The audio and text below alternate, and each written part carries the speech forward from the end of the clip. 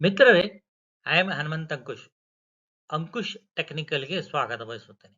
ಇವತ್ತಿನ ವಿಡಿಯೋದಲ್ಲಿ ಸಾರಿಗೆ ಮಿಶ್ರ ಮತ್ತು ಪರಿಶಿಷ್ಟ ಜಾತಿಗಳ ಒಳ ಮೀಸಲಾತಿ ಬಗ್ಗೆ ಈ ವಿಡಿಯೋ ಇರುತ್ತದೆ.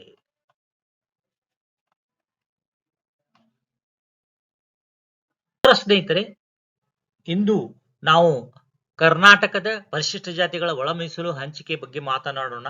ನ್ಯಾಯಮೂರ್ತಿ ನಾಗಮೋಹನ್ ದಾಸ್ ಸಮಿತಿ ಆಗಸ್ಟ್ 5ರಂದು ಸರ್ಕಾರಕ್ಕೆ ವರದಿ ಸಲ್ಲಿಸಿದ್ದು 5 ವಿಭಿನ್ನ ವಿಭಾಗಗಳಾಗಿ ಒಟ್ಟು 101 ಜಾತಿಗಳಿಗೆ ಮೀಸಲಾತಿ ಹಂಚಿಕೆ ಮಾಡಿದೆ. ಒಟ್ಟು ಎಸ್ಸಿ ಜನಸಂಖ್ಯೆ ಸುಮಾರು 1 ಕೋಟಿ. ಒಟ್ಟು ಮೀಸಲಾತಿ 17%. ನ್ಯಾಯಮೂರ್ತಿ ನಾಗಮೋಹನ್ ದಾಸ್ ಆಯೋಗ ಎಸ್ಸಿ ಒಳ ಮೀಸಲು ವರದಿಯನ್ನು ಸರ್ಕಾರಕ್ಕೆ ಸಲ್ಲಿಸಿದೆ. ಈ ವರದಿ ಸಾಮಾಜಿಕ, ಶೈಕ್ಷಣಿಕ, ಸರ್ಕಾರಿ ಹುದ್ದೆಗಳಲ್ಲಿ ಪ್ರಾತಿನಿಧ್ಯ ಮಾನದಂಡಗಳಲ್ಲಿ ಪರಿಶಿಷ್ಟ ಜಾತಿಗಳನ್ನ ವರ್ಗೀಕರಿಸಿದೆ. ಒಟ್ಟು 101 ಜಾತಿಗಳು ಇದರಲ್ಲಿ ಇವೆ. 27,24,768 ಕುಟುಂಬಗಳು ಸಮೀಕ್ಷೆಯಾಗಿವೆ. 100 ಲಕ್ಷ ಜನರ ಸಮೀಕ್ಷೆ ಮಾಡಿದೆ. ವರದಿ ಪ್ರಕಾರ ಪ್ರತಿಯೊಂದು ವರ್ಗಕ್ಕೆ ಜನಸಂಖ್ಯೆ ಆಧಾರದ ಮೇಲೆ ಮೀಸಲಾತಿ ನಿಗದಿಯಾಗಿದೆ. ಸಣ್ಣ ಜಾತಿಗಳಿಂದ ಹಿಡಿದು ಹೆಚ್ಚಿನ ಜನಸಂಖ್ಯೆ ಜಾತಿಗಳವರೆಗೆ ಎಲ್ಲರಿಗೂ ಸಮಾನ ಅವಕಾಶ ನೀಡುವ ಉದ್ದೇಶ ಇದರದಾಗಿದೆ. ಈಗ ಪ್ರವರ್ಗ ಎ ಸಣ್ಣ ಜಾತಿಗಳು ಬೇಡಜಂಗಮ, ಚನ್ನದಾಸರ, ಡಂಬರ, ಇದರಲ್ಲಿ 59 ಜಾತಿಗಳಿವೆ. ಜನಸಂಖ್ಯೆ ಸುಮಾರು 5 ಲಕ್ಷ. ಇವರಿಗೆ ಮೀಸಲಾತಿ 1% ಕೊಟ್ಟಿದ್ದಾರೆ. ಎಡಗೈ, ಮಾದಿಗ, ಡೋರ, ಸಮಗಾರ ಮುಂತಾದವುಗಳು 18 ಜಾತಿಗಳು ಬಿ ಗ್ರೂಪಿನಲ್ಲಿವೆ. 36 ಲಕ್ಷ ಜನಸಂಖ್ಯೆ ಇದ್ದಾರೆ. ಇವರಿಗೆ 6% ಕೊಟ್ಟಿದ್ದಾರೆ. ಸಿ, ಬಲ್ಗೈ, ವಲಯ, ಛಲವಾದಿ ಮುಂತಾದ 17 ಜಾತಿಗಳು 30 ಲಕ್ಷ ಜನಸಂಖ್ಯೆ 5% ಮೀಸಲಾತಿ ಕೊಟ್ಟಿದ್ದಾರೆ. ಸ್ಪೃಶ್ಯ ಜಾತಿಗಳು ಭೋವಿ, ಬಂಜಾರ, ಕೊರವ ಮುಂತಾದವುಗಳು ಡಿ ಗ್ರೂಪ್. ಇವು 4 ಜಾತಿಗಳು 28 ಲಕ್ಷ ಜನ ಇದ್ದಾರೆ, 4% ಮೀಸಲಾತಿ ಕೊಟ್ಟಿದ್ದಾರೆ. 5ನೇ ವರ್ಗ ಆಂಧ್ರ, ಕರ್ನಾಟಕ ಮತ್ತು ಇತರೆ ಜಾತಿಗಳಿಗೆ 1% ಕೊಟ್ಟಿದ್ದಾರೆ.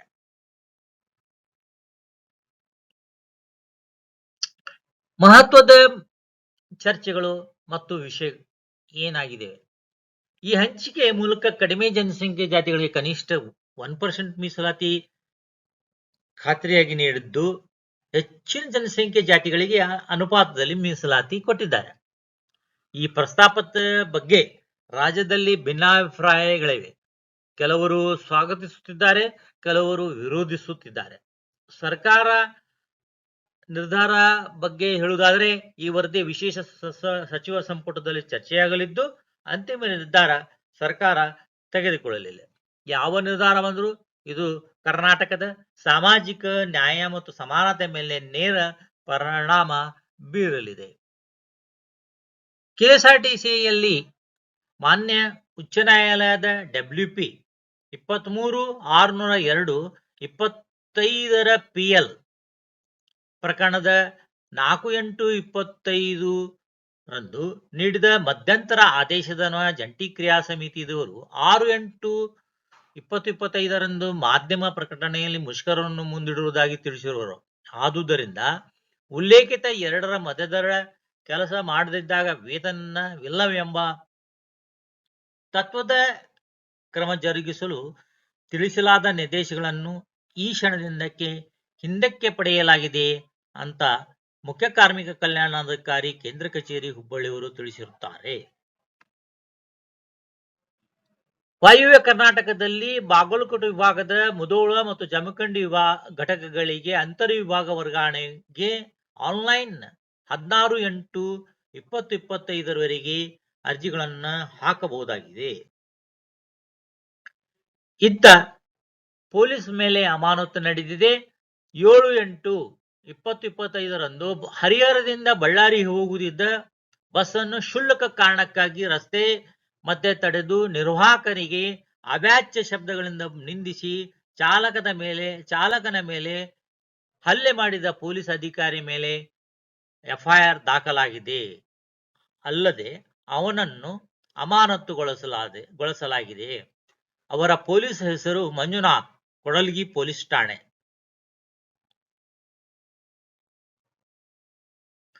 ಜಂಟಿ ಕ್ರಿಯಾ ಸಮಿತಿಯ ಮುಖಂಡರಾದ ಶ್ರೀ ಅನಂತ ಸುಬ್ಬರಾವ್ ಅವರು ದಿನಾಂಕ 28/8/2025 ಸಂಧಾನ ಸಭೆ ಇದೆ.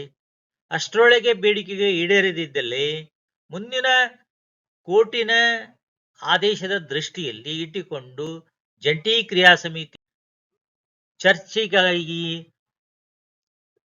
ಸಭೆಯನ್ನು ಕರೆದಿದೆ. ಸನ್ಮಾನ್ಯ ಶ್ರೀ ಸಿದ್ದರಾಮಯ್ಯ ಇವರು ಸಾರಿಗೆ ನೌಕರರ ನೋವಿಗೆ ಸ್ಪಂದಿಸುತ್ತಾರಾ ನೋಡಬೇಕಾಗಿದೆ. ಸ್ನೇಹಿತರೆ, ಪರಿಶಿಷ್ಟ ಜಾತಿ ಮೀಸಲಾತಿ ಅಂಕಿಅಂಶಗಳು ಕೇವಲ ಸಂಖ್ಯೆಗಳಲ್ಲ, ಅದು ಅನೇಕ ಕುಟುಂಬಗಳ ಭವಿಷ್ಯವನ್ನು ನಿರ್ಧರಿಸುತ್ತದೆ. ಈ ವಿಷಯ ಬಗ್ಗೆ ನಿಮ್ಮ ಅಭಿಪ್ರಾಯವನ್ನ ಕಮೆಂಟ್ ನಲ್ಲಿ ಹಂಚಿಕೊಳ್ಳಿ. ಇನ್ನಷ್ಟು ಮಾಹಿತಿ ಪಡೆಯಲು ನನ್ನ ಚಾನಲ್ ಸಬ್ಸ್ಕ್ರೈಬ್ ಮಾಡ್ರಿ. Thank you for watching my video.